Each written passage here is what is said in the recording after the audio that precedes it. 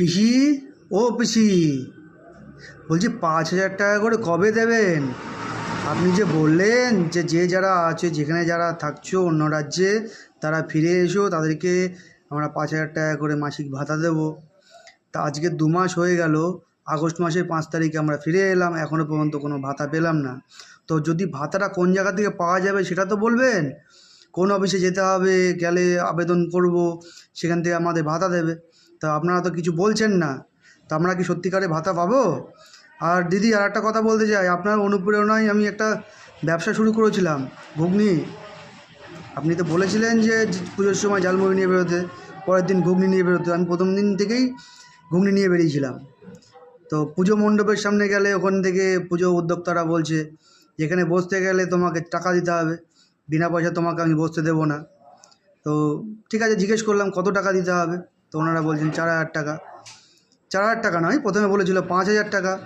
প্রথমে 5,000 টাকা বলার পর তাদের সঙ্গে একটু দর কষাকষি করলাম। তো সেটা 4,000 টাকা রাজি হয়ে গেল, ভালো কথা। ব্যবসা প্রথম দিন, পঞ্চমীর দিন ভালো বিক্রি হলো, 1,700 টাকা। ষষ্ঠীর দিন ওই লম্বা লাইন পড়ে গেল। আর এমন জায়গায় আমার দোকানটা হয়েছে, ঠিক লাইনের এই পারে, মানে পুজোর যে লাইন, ঠাকুর দেখার লাইনের এই পারে আমার দোকান। এবার যারা লাইনে দাঁড়িয়েছে তারা কেউ ঘুগনি খেতে আসছে না। আমার ঘুগনির দোকানের সামনে দিয়ে লাইন লম্বা, কেউ ঘুগনি খেতে আসছে না। আর ঠিক লাইন পার করেও কেউ আসছে না। তো আলটিমেটলি আমার 400-500 টাকা মতো ষষ্ঠীর দিন বিক্রি হলো। আর বাকি সমস্ত ঘুগনি নষ্ট হয়ে গেল।